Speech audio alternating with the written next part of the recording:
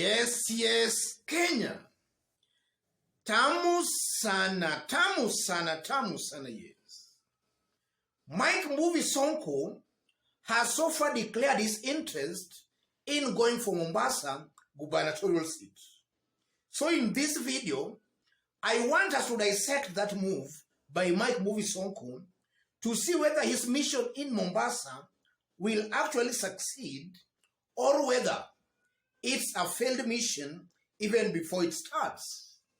In case you've bumped here for the very first time, kindly subscribe, give this video a like. Thank you, God bless you, God bless Kenya. Yes.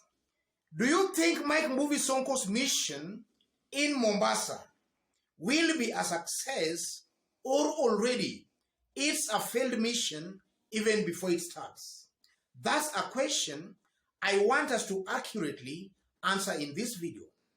And to answer that question very accurately, we must first of all look at some reasons why Mike Movie Sonko was actually elected as Nairobi governor. After looking at those reasons and those factors, we'll just know whether his mission in Mombasa will be a success or whether it's a failed mission.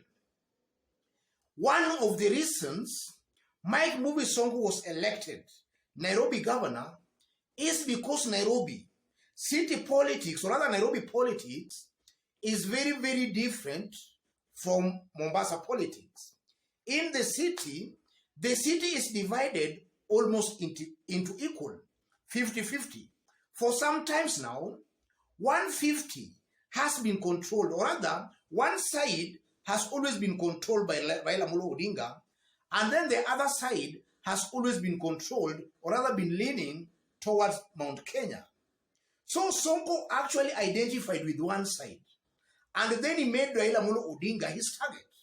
He was attacking and abusing Raila Amolo Odinga. And that endeared Mike Movie Sonko to these other 50 who are also against Raila Amolo Odinga. And then Mike Movie Sonko just added on top his Kamba community. That's one reason how Mike Movie Sonko managed to be the governor of Nairobi. If you look, for example, in Mombasa, Mombasa is a little bit different. I'm seeing a situation where in Mombasa, we have about 80 to 20%. This seemingly 80%, they prefer Raila Amolo Odinga.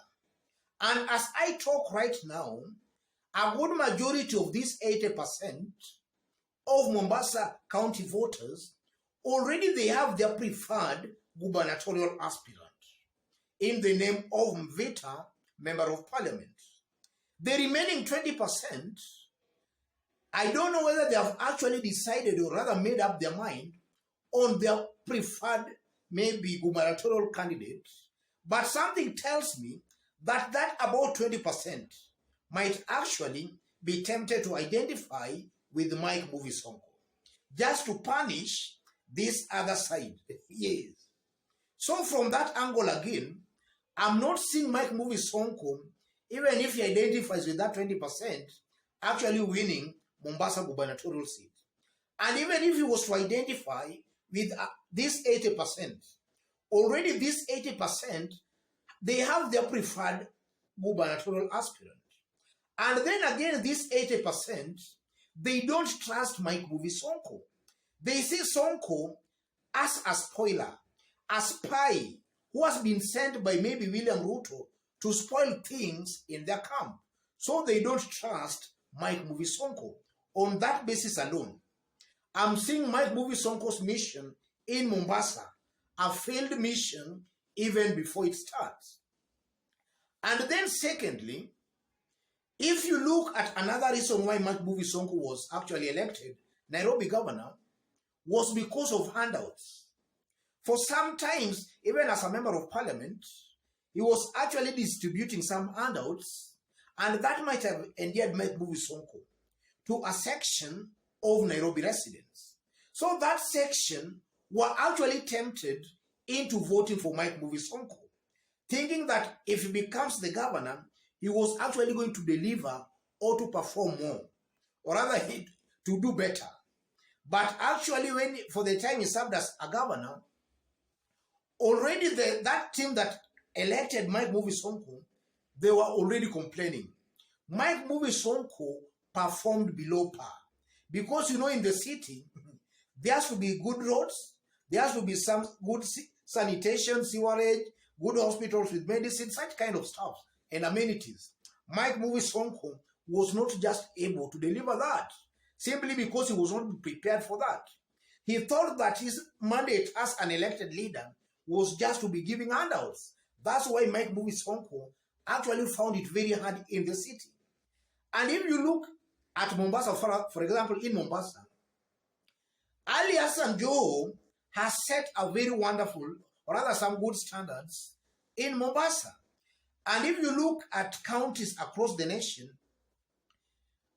Mombasa, Makueni, and Kakamega, those are some counties that are being seen to have set examples for other counties. And in all these counties, their leadership has not been giving some kind of tokens and handouts. So in Mombasa, I'm seeing a good majority of residents of Mombasa actually identifying and voting for a leader they believe will lay some good groundwork for some good, real developments in their city, not just for handouts. So on that basis again, I'm seeing Sonko's mission in Mombasa a failed mission even before it starts.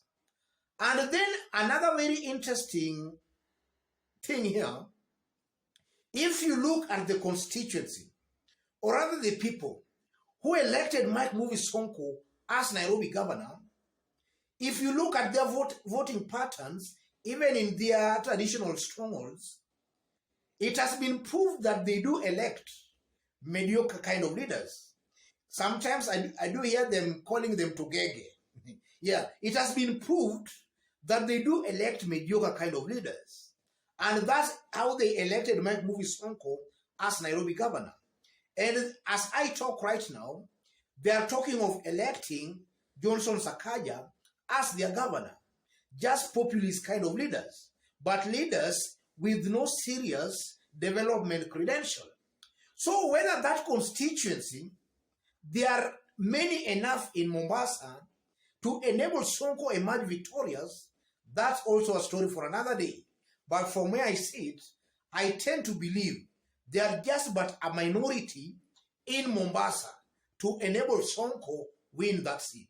So on that basis again, I'm seeing Sonko's mission in Mombasa actually a failed mission even before it starts. And then to another thing, if you look at why Mike Movie Sonko was removed, or rather was impeached as Nairobi governor, it was because of his performance and then because of also corruption. And actually, Mike Movie Sonko performed below par to a point. NMS had to take up some functions from him. And then coupled with corruption allegations, he had to be shown the door. And as I talk right now, the High Court in Kenya has actually pronounced itself on some of those accusations of corruption, allegations of corruption. And in some of the cases, Mike Movie Sonko has actually been found to be guilty. Yes. So I don't know whether you will actually even be allowed to contest. But even if you will be allowed to contest, I don't think the good people of Mombasa will be willing to elect a leader who has actually been tried and has been found to be wanting. A leader who failed. A leader who was actually accused of corruption. A leader who was impeached because of corruption.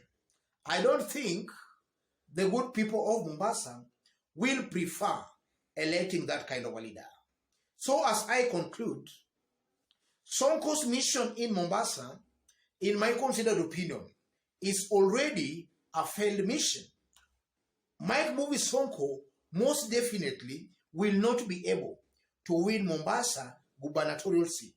A good majority of residents of Mombasa have already made up their mind on who they will cast their votes for. That's why Mike Mbuvi Sonko's mission in Mombasa has just failed. And also Mike Mbuvi Sonko's mission, or rather the reason he's contesting for that seat, is also actually questioned. He is also being seen as a spoiler. Somebody is just there maybe to muddy the waters for their preferred candidates. That's also a reason I tend to believe Mike Mbuvi Sonko's mission might actually fail. Otherwise, ladies and gentlemen, just as I did indicate when we were starting, in case you've bumped here for the very first time, kindly subscribe, give this video a like. Thank you, God bless you, God bless Kenya.